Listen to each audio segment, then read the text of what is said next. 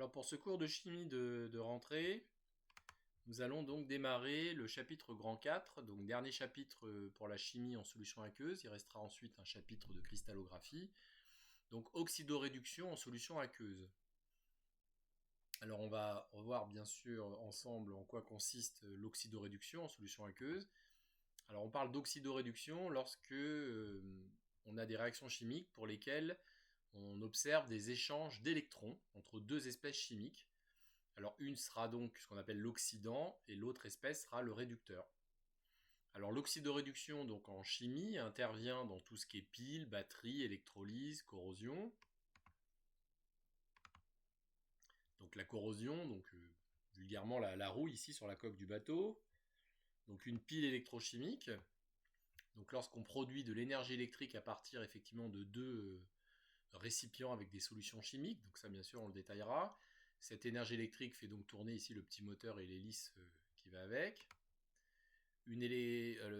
Avant de parler de l'électrolyse, effectivement, on rencontre aussi des piles à combustible, par exemple dans certaines voitures électriques qui fonctionnent avec un moteur électrique. Et là, effectivement, une pile à combustible, par exemple avec du dihydrogène.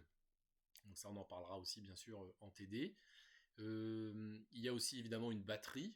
La batterie aussi, c'est de l'électrochimie. Ça fait intervenir l'oxydoréduction en chimie. L'électrolyseur, alors l'exemple qui m'est venu à l'esprit le plus simple, c'est l'électrolyseur des piscines. Quand on dit qu'on a une piscine au sel, par exemple, en fait, il y a un électrolyseur. Alors dans cet électrolyseur, on apporte de l'énergie électrique, un courant continu. On apporte donc de l'eau et du sel, donc du NaCl tout simplement.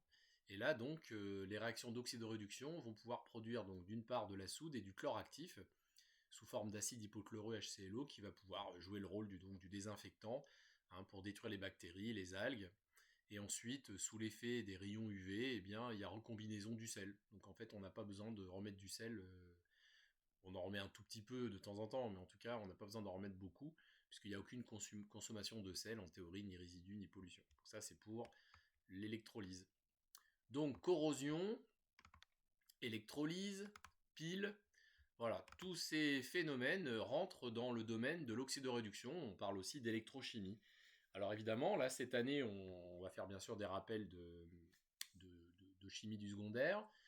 On va présenter certains phénomènes nouveaux, et puis on va surtout préparer le terrain pour l'année prochaine, puisque en PSI, le chapitre de chimie électrochimie est un chapitre très important, avec beaucoup d'applications. Ça tombe souvent aux écrits des concours. Donc on prépare un peu le terrain pour l'année prochaine aussi.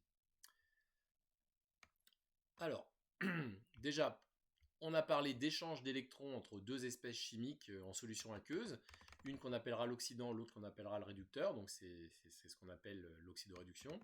Alors surtout, déjà, première mise en alerte, très important à comprendre, il n'y aura jamais d'électrons libres en solution aqueuse. Jamais, jamais. Donc jamais d'électrons libres dans une solution aqueuse. Alors petit 1, on va d'abord définir ce qu'on appelle un couple redox, et donc la demi-équation redox qui va avec. Je prends un exemple concret très simple. Donc le lion, le cation Cu2+, et donc l'atome, le métal solide, Cu solide. Alors effectivement, le Cu2+, peut se transformer en Cu solide, ou le Cu solide en Cu2+, grâce à un échange de deux électrons. Alors, par convention, on écrit la réaction dans le sens de la réduction, c'est-à-dire lorsqu'on forme le réducteur, et dans l'autre sens, effectivement, c'est l'oxydation. Donc l'oxydant, c'est Cu2+, oxydant, c'est lui qui capte les électrons pour donner le réducteur, RED, le réducteur, donc Cu solide.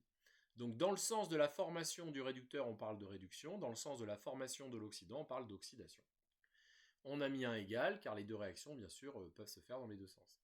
Alors on parle, attention ici, de demi-équation redox, et non pas d'équation chimique proprement dite, demi-équation chimique si vous voulez, car cette équation ne pourra jamais exister seule. On ne pourra jamais l'observer toute seule, indépendamment. C'est pour ça qu'on parle de demi-équation redox, de demi-équation chimique. Alors on rappelle que l'oxydant, donc c'est l'espèce qui va capter les électrons, et le réducteur, c'est l'espèce qui va libérer des électrons.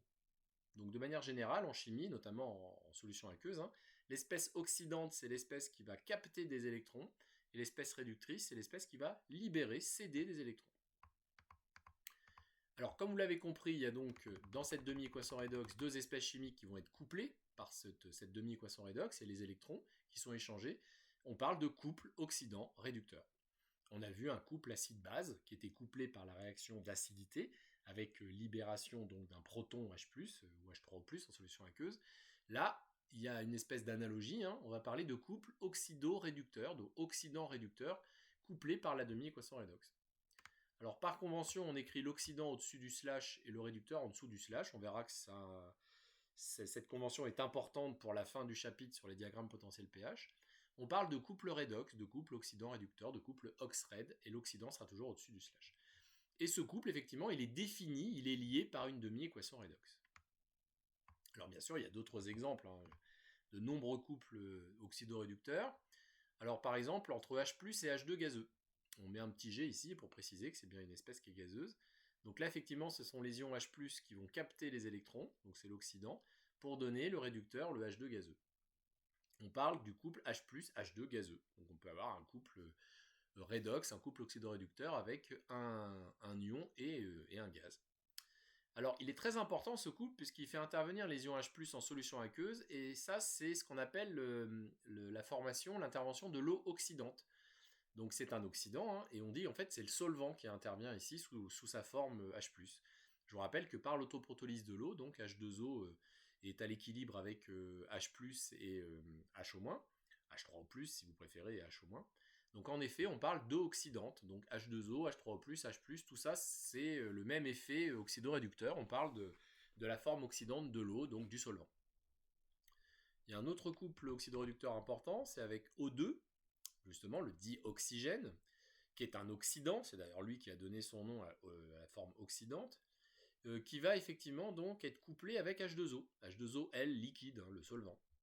Donc là, effectivement, on aura le couple O2 gazeux, H2O liquide. Et là, cette fois, le solvant intervient sous sa forme naturelle, H2O, en tant que réducteur. On dit alors que le solvant, que l'eau est réductrice. Donc déjà, on retient qu'il y a deux couples redox très importants en solution aqueuse. Ce sont les deux couples redox où le solvant va intervenir directement sous sa forme H2O réducteur en tant qu'eau réductrice, et sous la forme H+, H3O+, ou H2O, en fait c'est la même forme, sous la forme oxydante, à travers ces deux couples. Alors on remarque effectivement que pour que O2 et H2O puissent échanger des électrons, on a besoin de faire intervenir des ions H+, donc pour équilibrer la demi-équation redox, donc on verra que c'est quelque chose qui arrive assez souvent, il ne faut pas être surpris. Alors, petit 2, maintenant qu'on a donc défini la notion d'oxydant, de réducteur, de couple redox, de demi-équation redox, bien sûr qu'on verra une règle systématique pour équilibrer les demi-équations redox, notamment dans les situations un petit peu délicates, un petit peu compliquées, on verra tout à l'heure. Maintenant, petit 2, nous allons définir une autre notion qui est à votre programme, c'est la notion de nombre d'oxydation. Alors, comme la définition l'indique, c'est un nombre, donc ça n'a pas d'unité, pas de dimension. C'est un nombre qui va caractériser l'état d'oxydation d'un élément chimique dans une espèce chimique qui pourrait être un atome, un ion ou une molécule, un ion monoatomique ou un ion polyatomique, on va voir des exemples. Et c'est toujours un entier relatif, qu'on a l'habitude d'écrire en chiffres romains d'ailleurs par convention, hein, donc entier relatif qui peut être positif ou négatif. Alors comment on le calcule, en tout cas à votre niveau? On va simplement lister des cas concrets. On vous demande très souvent dans les sujets d'évaluer des nombres d'oxydation, ou alors on a besoin d'évaluer ces nombres d'oxydation pour aller plus loin dans le sujet. Donc le cas numéro 1, l'espèce monoatomique. Alors, un atome, tout simplement. Donc par exemple, Fe solide. Alors là, vous prenez que le nombre d'oxydation de l'élément chimique fer dans l'espèce Fe solide, c'est 0. C'est la charge électrique de l'ensemble. Toujours espèce monoatomique, un ion monoatomique. Donc dans l'ion Fe2+, le nombre d'oxydation de l'élément chimique fer, c'est donc plus 2 en chiffres romains. Pourquoi? Parce qu'il y a deux charges plus, donc vous prenez la charge. Et pour donc l'ion chlorure, Cl-, le nombre d'oxydation de l'élément chimique chlore dans l'ion chlorure, Cl-, c'est donc moins 1. Vous avez vu, on utilise des chiffres romains. D'accord? Donc pour l'instant, entier relatif, pas trop de difficultés. Cas numéro 2, maintenant dans une espèce polyatomique où il y a de l'oxygène, où il y a l'élément chimique oxygène. Alors le nombre d'oxydation de l'élément chimique oxygène, c'est presque toujours moins 2. Voilà, c'est presque toujours moins 2, vous devez le savoir par cœur. C'est un des rares nombres d'oxydation que vous devez connaître par cœur. Bon, c'est assez facile à retenir, mais attention, il y a évidemment, comme en chimie on a l'habitude, il y a des exceptions. Alors le nombre d'oxydation de l'élément chimique oxygène, il vaut 0 dans O2 gazeux. Et il vaut moins 1 dans, par exemple, l'eau oxygénée, donc là, lorsqu'il y a une liaison peroxyde, donc H2O2. Ça, vous n'avez pas à le connaître par cœur hein, pour le nombre d'oxydation de l'élément chimique oxygène qui vaut moins 1 dans l'eau oxygénée. Bon, par contre, pour trouver 0 dans O2, vous n'avez pas à l'apprendre par cœur, vous allez voir, on va le retrouver assez facilement. Mais quand il y a une exception, on doit vous le préciser dans l'énoncé du sujet. Alors maintenant qu'on a cette information, que le nombre d'oxydation de l'élément chimique oxygène vaut moins 2 presque toujours, sauf exception, mais à ce moment-là on vous le précise, eh bien c'est assez facile d'évaluer le nombre d'oxydation de l'élément chimique fer dans la molécule FeO solide, qui est un oxyde de fer. Alors là, vous prenez la charge électrique totale, donc 0, égale le nombre d'oxydation du fer plus le nombre d'oxydation de l'oxygène. Voilà. Puisque c'est moins 2, c'est pas une exception, le nombre d'oxydation du fer, c'est donc plus 2, comme dans Fe2+. Ça veut dire que l'élément chimique fer, dans la molécule FeO, il est dans le même état d'oxydation que sous sa forme cationique Fe2+. Voilà, il est dans la même situation, dans le même état d'oxydation. Si maintenant je prends la molécule de dioxyde de carbone, CO2 gazeux, la charge électrique totale c'est donc 0, égale le nombre d'oxydation du carbone, plus 2 fois, puisqu'il y en a 2, le nombre d'oxydation de l'oxygène. Le nombre d'oxydation de l'élément chimique oxygène ici c'est moins 2, ce n'est pas un cas particulier, aucune précision, donc on trouve que pour le nombre d'oxydation de l'élément chimique carbone, plus 4. Donc l'état d'oxydation du carbone dans la molécule CO2 c'est plus 4. On pense à la tétravalence du carbone, c'est pas une grosse surprise. Maintenant passons à la molécule d'eau, H2O liquide. Alors même chose, 0, puisque c'est une molécule, donc il n'y a pas de charge électrique globale, égale 2 fois le nombre d'oxydation de l'hydrogène, plus le nombre d'oxydation de l'oxygène. Ce n'est pas un cas particulier pour l'oxygène, donc le nombre d'oxydation vaut moins 2. Donc le nombre d'oxydation de l'élément chimique hydrogène, c'est donc plus 1 dans la molécule H2O, comme dans H+. Dans l'ion H+, le nombre d'oxydation de l'élément chimique hydrogène, c'est aussi plus 1. Donc l'état d'oxydation de l'hydrogène dans la molécule d'eau est le même que dans effectivement l'ion H+. C'est pour ça qu'on a dit que l'ion H+, H2O, bon, en tant qu'oxydant, en tant que solvant eau oxydante, c'est la même chose. Alors le nombre d'oxydation de l'hydrogène, c'est donc plus 1. Alors vous n'êtes pas censé le connaître par cœur, mais j'ai vu pas mal de sujets où c'était implicite, donc vaut mieux le retenir. Bon, c'est facile à retenir, H+, plus 1. Il y a une exception, mais elle est facile à retrouver, c'est dans H2 gazeux où on va trouver 0. Alors en effet, tous les gaz diatomiques, hein, O2 gazeux, H2 gazeux, Cl2, N2, etc., bah, c'est une molécule. Donc vous avez 0 égale 2 fois le nombre d'oxydation de l'élément chimique. Alors ici l'oxygène, donc là on trouve 0 et pas moins 2. Et c'est même chose pour H, Cl, N, etc. Et maintenant, un ion polyatomique. Ah, alors là attention, dans un ion polyatomique, alors par exemple l'ion sulfate, SO4 de-. Là, la charge globale, c'est moins 2. Donc on met moins 2, égale le nombre d'oxydation du soufre, plus 4 fois le nombre d'oxydation de l'oxygène. Ce n'est pas un cas particulier pour l'élément chimique oxygène, donc c'est moins 2. On en déduit donc que le nombre d'oxydation du soufre, c'est plus 6. Donc là, on commence à avoir des nombres d'oxydation assez élevés. Dans l'ion phosphate, PO4 3-, la charge électrique globale, moins 3, égale le nombre d'oxydation donc du phosphore, l'élément chimique phosphore, plus 4 fois le nombre d'oxydation de l'oxygène. Ce n'est pas un cas particulier pour l'élément chimique oxygène, donc c'est donc moins 2. On trouve donc plus 5 pour le nombre d'oxydation de l'élément phosphore dans PO4 3-. Alors ça fait penser, si vous avez quelques souvenirs de la structure de ces ions vus avec Madame Cargoat, hein, que dans l'ion sulfate SO4 de-, effectivement, le soufre il fait 6 liaisons. Dans l'ion phosphate, PO4 3-, le phosphore il fait bien 5 liaisons. On complique encore un petit peu maintenant l'ion dichromate. Donc dans l'ion dichromate, chrome, hein, Cr, donc charge électrique globale moins 2, égale 2 fois le nombre d'oxydation du chrome, plus 7 fois le nombre d'oxydation de l'oxygène. Ce n'est pas un cas particulier pour l'oxygène, donc moins 2. On va donc trouver plus 6 pour le nombre d'oxydation de chaque chrome. Donc chaque chrome est dans l'état d'oxydation plus 6. Ensuite, l'ion permanganate, MnO4-, manganate, manganèse, hein, Mn, le manganèse. Donc moins 1 égale le nombre d'oxydation du manganèse plus 4 fois le nombre d'oxydation de l'oxygène. Ce n'est pas un cas particulier pour l'oxygène. On va donc trouver plus 7 pour le manganèse. Alors c'est un des nombres d'oxydation les plus élevés. Hein, c'est une des espèces où on va avoir un état d'oxydation le plus élevé.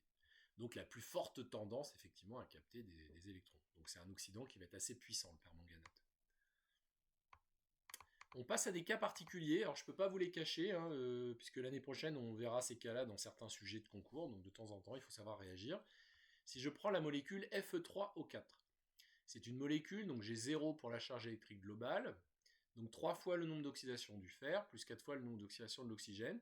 Donc naïvement, si on ne me précise rien, je dis que c'est moins 2 pour l'oxygène, et à ce moment-là je trouve que le nombre d'oxydation du fer, ça fait 8 tiers. C'est pas possible. Un nombre d'oxydation, c'est toujours un entier, relatif, mais un entier. Alors quand vous trouvez ce type de résultat, vous n'êtes pas trompé dans le calcul, c'est qu'en réalité c'est une moyenne. Ça veut dire que le fer, il y a 3 fers dans la molécule, les 3 fers ne sont pas dans le même état d'oxydation. Alors en effet, souvent on vous propose de donner une explication. Alors on va voir que c'est la bonne ici parce que je vais vous dessiner la molécule, mais rassurez-vous, on ne vous demandera pas de dessiner cette molécule. C'est une moyenne car les 3 fers ne sont pas dans le même état d'oxydation. Alors en fait, il y en a un qui est à plus 2 et 2 qui sont à plus 3. Donc ça fait 2 fois 3, 6, plus 2, 8, divisé par 3, 8 tiers. Voilà. Donc 8 tiers, c'est une moyenne. Donc en moyenne, on a un nombre d'oxydation de 8 tiers, mais en réalité, il y a un fer à plus 2 et 2 fers à plus 3. Alors l'explication structurelle, c'est que la molécule de Fe3O4, ça ressemble à ça.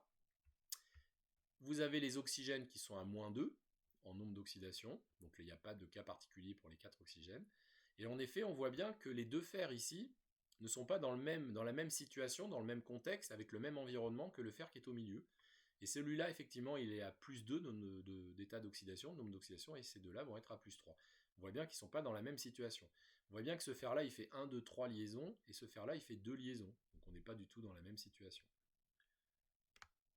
Alors j'ai encore un autre exemple à vous proposer qui est assez célèbre aussi au concours, c'est l'ion peroxodisulfate, S2O8-. Alors même chose, ne vous inquiétez pas, on ne vous demandera pas de dessiner la molécule, mais grâce à la structure, on va pouvoir comprendre ce qui se passe. Alors dans l'ion peroxodisulfate, vous avez effectivement une liaison peroxyde, donc simple liaison OO. Alors on en a parlé un petit peu tout à l'heure parce que c'est un cas particulier. Dans une liaison peroxyde, qu'on retrouve dans l'eau oxygénée, H2O2, l'état d'oxydation, le nombre d'oxydation de l'élément chimique oxygène, c'est moins 1. C'est un cas particulier, alors que H, c'est toujours plus 1. Donc c'est moins 1. On a donc ici 2 oxygènes à moins 1 et les autres oxygènes qui sont à moins 2. Donc si on regarde ce que ça donne, on a donc bien moins 2 SO8 pour la charge électrique globale, 2 fois le nombre d'oxydation du soufre, plus 6 fois le nombre d'oxydation des oxygènes qui sont à moins 2, plus 2 fois le nombre d'oxydation des oxygènes qui sont à moins 1. Ce qui nous donne pour le soufre plus 6. Alors en effet, les deux soufres, on voit bien qu'ils sont dans le même état, dans la même situation, avec le même contexte. Et si on ne se trompe pas, ils font bien 2, 4, 5, 6 liaisons. 2, 4, 5, 6 liaisons. Donc plus 6 pour les deux, ils sont dans le même état. Bien. Alors, c'est sympa. Vous savez calculer le nombre d'oxydations. Vous allez pouvoir vous entraîner. Mais ça sert à quoi? Alors, dans un couple redox, donc un couple oxydant-réducteur, quand vous avez un doute pour savoir quelle est l'espèce oxydante, quelle est l'espèce réductrice, c'est facile. L'oxydant, c'est celui avec le nombre d'oxydation le plus élevé. Voilà. Et ça, c'est systématique, c'est valable à tous les coups. Donc le nombre d'oxydation de l'espèce oxydante est toujours supérieur au nombre d'oxydation de l'espèce réductrice. Comme ça, c'est clair. Alors prenons un exemple simple. Le couple redox de tout à l'heure, Cu2 plus Cu. Donc Cu2+, le nombre d'oxydation de l'élément chimique cuivre, c'est plus 2, et dans Cu, c'est 0. En effet, l'oxydant, c'est bien Cu2+, et le réducteur, c'est bien Cu. Alors, on remarque quoi? On remarque que l'élément chimique cuivre, dans Cu2+, pour passer de l'état d'oxydation plus 2 à 0, il doit capter 2 électrons, plus 2, moins 2, 0. On dit qu'il y a réduction de son nombre d'oxydation. Donc voilà pourquoi on parle de réduction. Alors que dans l'autre sens, le cuivre passerait de 0 à plus 2, donc il doit augmenter son nombre d'oxydation. Donc on parle d'oxydation quand on augmente le nombre d'oxydation. Je l'ai résumé ici. Cu2+ diminue son nombre d'oxydation de 2 en captant 2 électrons. Un autre exemple, dans le couple O2H2O, O2, on a vu tout à l'heure que c'est un cas particulier, l'élément chimique oxygène est dans un état d'oxydation avec un nombre d'oxydation 0, Et dans H2O, donc, -2. Il y a bien 2 oxygènes ici, 2 oxygènes ici. Concernant l'hydrogène, l'hydrogène il est à +1 dans H+, il est à +1 dans H2O. Donc c'est pas l'hydrogène qui est réduit ou oxydé, c'est pas l'hydrogène, l'élément chimique hydrogène, dont le nombre d'oxydation est modifié. C'est bien l'oxygène. Donc un oxygène, pour passer de 0 à -2, doit donc capter 2 électrons. Puisqu'il y a 2 oxygènes, il y a bien 4 électrons.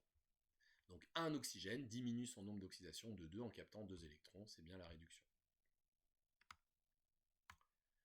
Dans le cas un petit peu délicat tout à l'heure avec l'ion peroxodisulfate SO8-, donc on a vu que le soufre il était à +6, alors le couple c'est SO8-, SO4-, l'ion sulfate.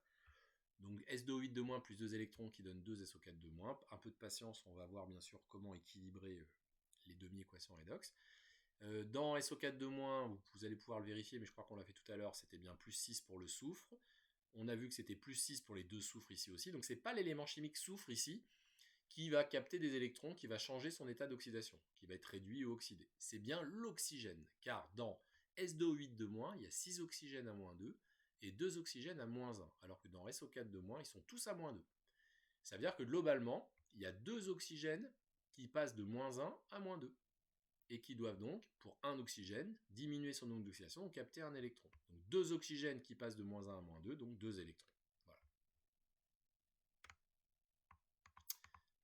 Ensuite, 2H+, qui donne H2, donc +1 pour l'hydrogène dans H+, 0 pour l'hydrogène dans H2. Et là, c'est un hydrogène qui capte un électron. Et puisqu'il y a 2 hydrogènes, il faut bien 2 électrons. Cl2, Cl-, donc nombre d'oxydation du chlore 0 dans Cl2, -1 dans Cl-, un chlore diminue son nombre d'oxydation en captant un électron, il y a 2 chlores. Donc là j'ai fait une bêtise, j'ai oublié le 2, vous n'oublierez pas le 2 ici, je viens d'en apercevoir. Donc Cl2 plus 2 électrons qui donnent 2 Cl-, n'oubliez pas le 2, j'ai oublié de l'écrire. Alors maintenant un petit peu plus compliqué. Alors on va passer à l'espèce l'ion dichromate de tout à l'heure, donc Cr2O7-. Et donc on va voir que c'est un oxydant et que son réducteur c'est Cr3+. Alors, on a vu que le nombre d'oxydation du chrome c'était +6, alors que l'oxygène c'était -2, c'était pas un cas particulier. Et bien sûr, dans l'ion chromate Cr3+, c'est +3. Donc +6, +3, oxydant, réducteur, pas de souci. Alors là où ça peut vous troubler un petit peu, c'est quand on va écrire la demi-équation redox, parce que là ça va se compliquer un petit peu. Alors Cr2O7-, c'est bien cette espèce-là, même si c'est un anion chargé négativement, qui va capter les électrons. Alors faut pas vous faire piéger, il faut pas être naïf. Hein, c'est pas parce que c'est un cation chargé plus qu'il va forcément capter les électrons. Ici, on va montrer que c'est bien l'anion chargé moins qui va capter les électrons chargés négativement. Car c'est bien l'oxydant qui capte les électrons pour donner effectivement le réducteur. Alors, pour équilibrer une demi-équation redox de ce type-là, en fait, vous écrivez dans le sens conventionnel, donc l'oxydant plus les électrons qui donnent le réducteur. Alors après, il y a un problème. C'est que pour passer de Cr2O7- à Cr3+, il y a des oxygènes. Et les oxygènes, vous ne vous posez pas de questions, c'est forcément le solvant qui va les fournir. Donc c'est forcément H2O de l'autre côté. Il y a 7 oxygènes, donc il vous faudra 7 H2O. Voilà. Mais on fait apparaître des hydrogènes. 7 fois 2, 14 hydrogènes. Donc 14 H+, de l'autre côté. Et à la fin, vous mettez le nombre d'électrons cohérents, correspondants, pour que ce soit neutre des deux côtés. Donc il en faut bien 6. 14 moins 2, ça fait 12. Moins 6, ça fait 6 charges plus. 6 charges plus, c'est bien équilibré. On remarque ici qu'un chrome diminue son nombre d'oxydation de 3, de plus 6 à plus 3, en captant 3 électrons. Il y a 2 chromes, donc il faut bien 6 électrons. Alors j'ai rappelé un petit peu la méthode, hein, donc attention, on commence par écrire effectivement Cr2O7-, plus électrons qui donnent Cr3+. Alors on fait attention d'abord évidemment d'équilibrer les chromes, donc il faut bien 2 Cr3+, pour équilibrer les chromes. Ensuite on équilibre les oxygènes, donc il faut 7 H2O. Puis on équilibre les hydrogènes, il faut 14 H+. Et enfin, à la fin, on met le nombre d'électrons, donc 6, pour que ce soit neutre, pour qu'il y ait la même charge électrique à gauche et à droite. Alors voilà encore un cas un petit peu difficile. Avec le fameux permanganate, on avait vu que le nombre d'oxydation du manganèse Mn, de l'élément chimique manganèse Mn dans le MnO4-, c'était plus 7. Et bien son réducteur conjugué, c'est Mn2+, plus 2. Donc plus 7, plus 2, oxydant, réducteur, pas de souci. Alors pour équilibrer cette demi-équation redox, même méthode, oxydant, électron, même si c'est l'anion chargé moins, c'est bien lui qui va capter les électrons pour donner Mn2+, le cation. Là, il y a un manganèse, donc là on touche à rien. 4 oxygènes, donc 4H2O. 8 hydrogènes, donc 8H+. Et enfin, le nombre d'électrons qui correspond, donc 5 électrons. Alors, les hydrogènes, ils sont à +1 en nombre d'oxydation, dans H2O aussi.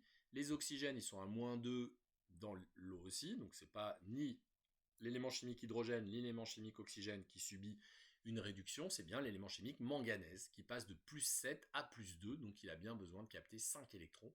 7 moins 5, 2, c'est cohérent. Bien. Alors, pour finir la séance, nous allons maintenant donc définir ce qu'on appelle une réaction d'oxydoréduction. Attention, il ne faudra pas la confondre avec la demi-équation redox, qui elle n'est pas une vraie réaction chimique, puisqu'elle ne pourra jamais être observée exister seule. Alors, une réaction d'oxydoréduction, c'est une réaction chimique qui existe vraiment, donc, entre l'oxydant d'un couple redox et le réducteur d'un autre couple redox. C'est comme la réaction acido-basique qu'il ne faut pas confondre avec une réaction d'acidité. La réaction acido-basique, c'est une réaction entre l'acide d'un couple et la base d'un autre couple. Eh bien, la réaction d'oxydoréduction, c'est la réaction chimique entre l'oxydant d'un couple et le réducteur d'un autre couple. Par exemple, je prends deux couples redox, Cr2O7 Cr3+, dont on vient de parler, et Fe3+, Fe2+. Donc plus 3 dans Fe3+.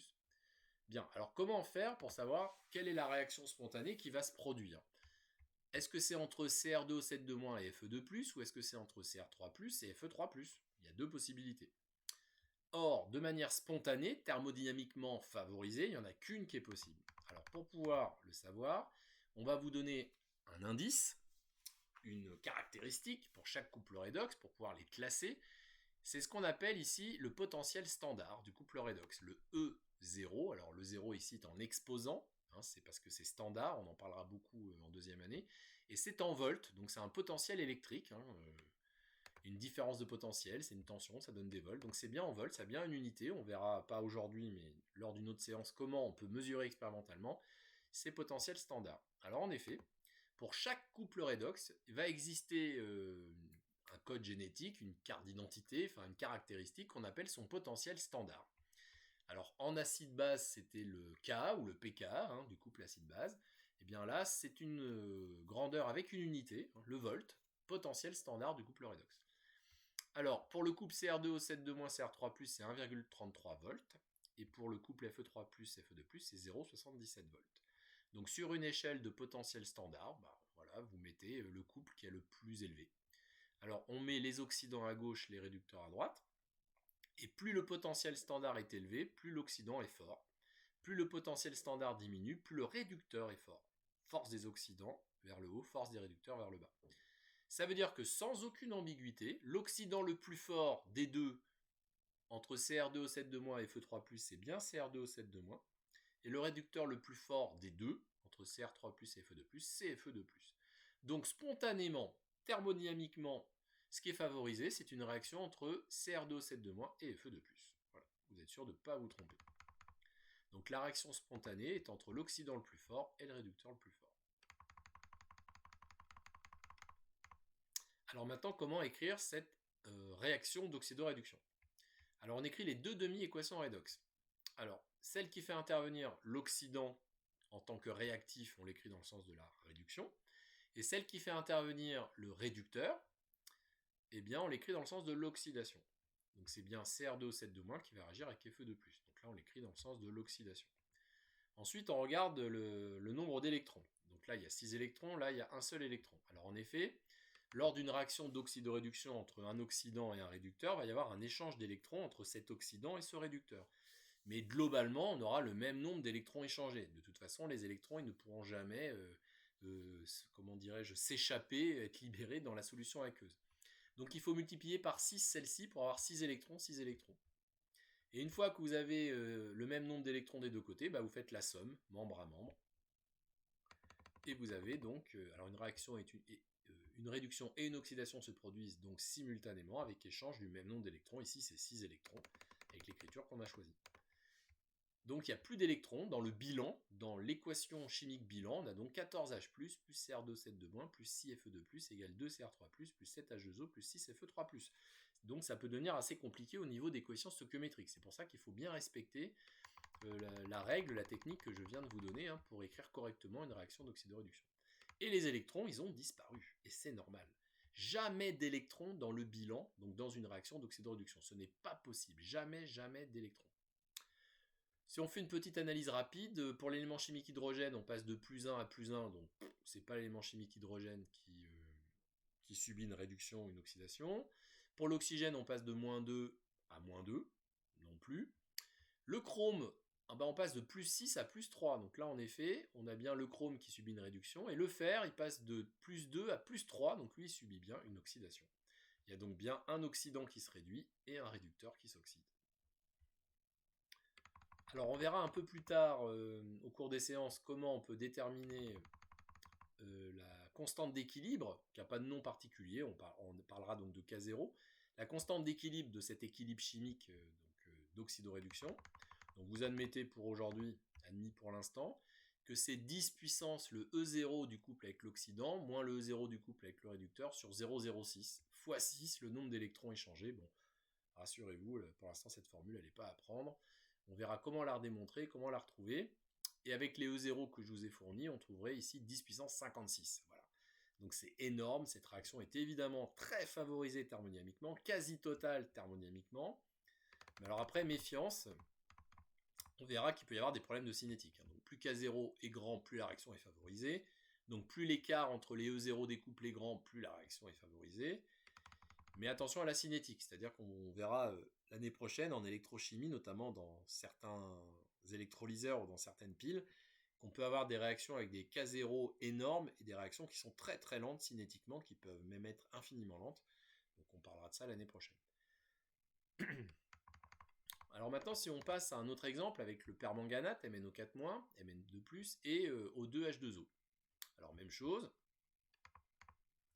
Alors oui, c'est pas caché parce que vous l'avez sur le document, mais on aura l'occasion de le décrire autrement. Mais là, je vous ai donné une tabulation avec des E0. Alors ça dépend de la température. En réalité, le E0, un peu comme les constantes d'équilibre, mais pour cette année, implicitement, on a toujours la même valeur. Et là, vous avez les couples oxydants-réducteurs. Bon, ils ne sont pas tous là, parce qu'il faudrait un livre entier pour les avoir tous. Et on constate qu'il y a des E0 à 2,87 volts, par exemple, ici. Il y a des E0 qui vont être négatifs, on a à -3 volts. Et puis surtout, il y a un E0 très particulier qui est à 0 volts pile poil, c'est H plus H2. Alors je ne sais pas si vous avez retenu quelque chose de votre cours d'électricité, mais ce serait bien que vous ayez retenu que le potentiel électrique en volts, dans un circuit électrique, en fait, il n'est pas connu. Il est connu à une constante près, c'est pour ça qu'on a besoin d'une référence de potentiel électrique qu'on appelle la masse dans les circuits électriques. Eh bien, en électrochimie, en oxydoréduction, c'est pareil. Le potentiel standard, en fait, en réalité, on ne le connaît pas, on le connaît à une constante près. Donc on a choisi une référence par convention, on a choisi une masse, si vous voulez, en électrochimie, et ce qu'on a choisi comme référence par convention, c'est le couple H plus H2. Voilà, pourquoi celui-là? Bon, c'est historique et on n'a pas changé. Et lui, on pose que son E0 vaut 0 volts. C'est un petit peu comme la masse dans un circuit électrique, quand vous dites que dans un circuit électrique, tel point est au potentiel 0 volts. Voilà. Les électriciens, ils disent que c'est la Terre, la prise de terre, on dit que c'est à 0 volts. Mais en fait, on n'en sait rien. Un potentiel électrique, ça c'est quelque chose qu'on pourra démontrer l'année prochaine en électromagnétisme, il n'est connu qu'à une constante près. Alors, on revient à ce dernier exemple. Donc, on a 1,51 volts pour le couple MnO4- Mn2+, et 1,23 volts pour le couple O2H2O, vous avez compris. Ces potentiels en volts sont donc référencés par rapport au couple H plus H2 qu'on pose avec un E0 égale 0 volts par convention, donc comme origine des potentiels. Donc l'oxydant le plus fort, c'est MnO4-, le réducteur le plus fort, ici c'est l'eau, c'est le solvant. Donc c'est bien MnO4- qui va se réduire en Mn2+, et l'eau qui va s'oxyder en O2. On écrit la demi-équation redox donc dans le sens de la réduction pour MnO4-, et on écrit donc H2O qui donne O2, donc dans le sens de l'oxydation. Alors là c'est pareil, 5 électrons, 4 électrons, donc on décide de multiplier par 4 celle-là et par 5 celle-là, pour avoir 20 électrons échangés. Et on écrit donc l'équation bilan. Alors dans cette équation bilan, on se rend compte qu'on peut simplifier des choses, oui c'est ça. Il y a 10 H2O ici et 16 H2O ici, donc on peut réduire à 6 H2O ici et 0 ici. C'est comme une équation mathématique, hein, on peut simplifier. Il y avait 32 H plus ici, 20 H plus ici, donc on n'en mettra que 12 ici et 0 ici. Voilà, soyez pas surpris, on peut, comme dans une équation mathématique, simplifier par des H plus, les H2O. Et là, on a une écriture. Alors évidemment, cette écriture, on peut la multiplier par 10, par 20, diviser par 13 si ça nous fait plaisir, hein, c'est une égalité mathématique. Mais c'est vrai que par convention, on aime bien avoir des entiers. Et on essaie d'avoir les coefficients stoichiométriques entiers les plus petits possibles. C'est pour ça qu'on va garder le 5 ici. Mais ce n'est pas une obligation. Donc là, pareil, la constante d'équilibre de cette réaction. Donc 10 puissance 20, parce qu'on a choisi 20 électrons pour cette écriture-là. 20 électrons échangés, hein. Pas d'électrons dans le bilan, encore une fois, évidemment. Le E0 du couple avec l'oxydant, moins le E0 du couple avec le réducteur sur 0,06, 10 puissance 93,3, évidemment, réaction extrêmement favorisée thermodynamiquement, quasi totale, cinétiquement, pour l'instant on n'en sait rien, ce sera notre problème l'année prochaine. Alors on va terminer le cours avec 2 mots de vocabulaire. Alors il y a 2 catégories de réactions d'oxydoréduction qui ont des noms un peu particuliers qu'il faut connaître.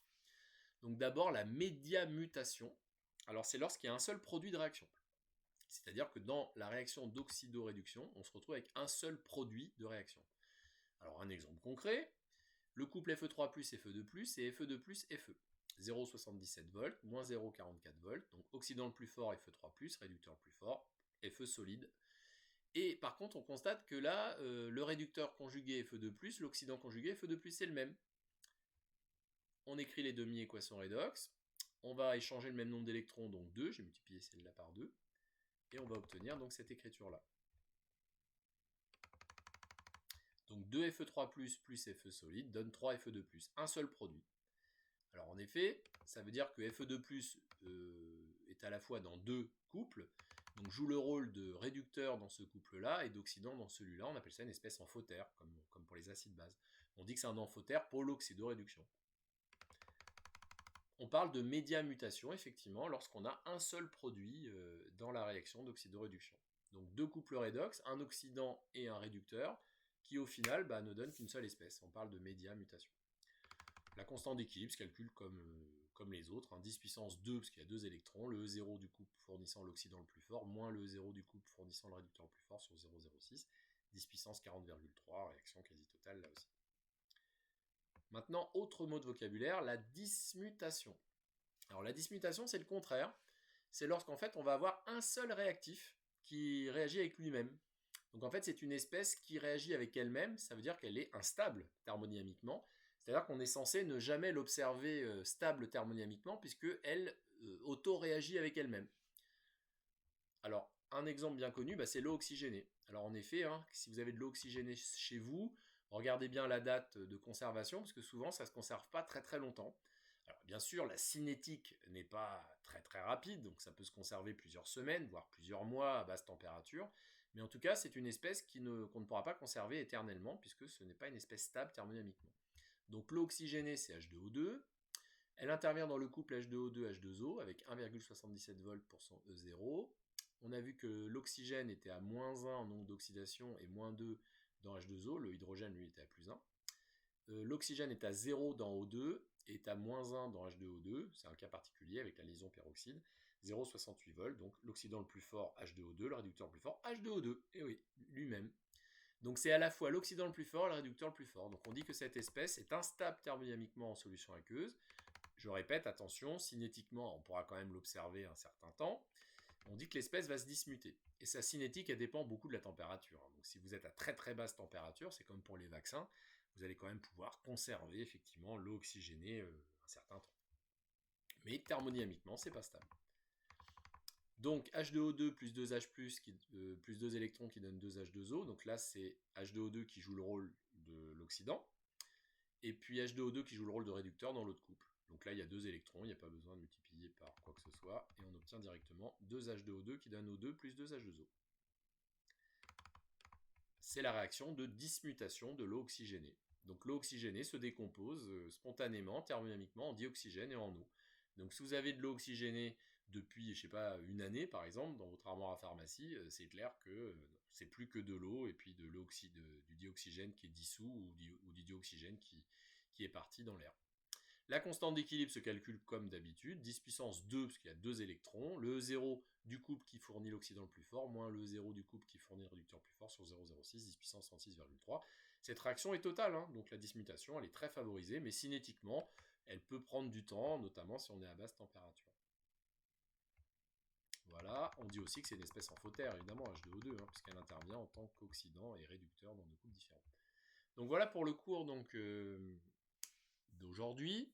Donc la semaine prochaine, on se retrouve en présentiel, normalement, hein. Donc on fera l'interro comme prévu sur les chapitres complexes et solubilité, précipitation. Interro de 30 minutes, comme d'habitude. Je vous mets sur Pronote ce jour le planning de la deuxième colle sur les chapitres solubilité et complexe, avec un planning, comme la dernière fois, vous passez tout seul. Vous me prévenez assez rapidement si jamais il y a un souci concernant ce planning. J'ai essayé de respecter bien sûr votre coloscope. Et donc la semaine prochaine, interro 30 minutes, correction de l'interro, ensuite la deuxième séance sur l'oxydoréduction, et puis donc la colle de chimie dans la semaine.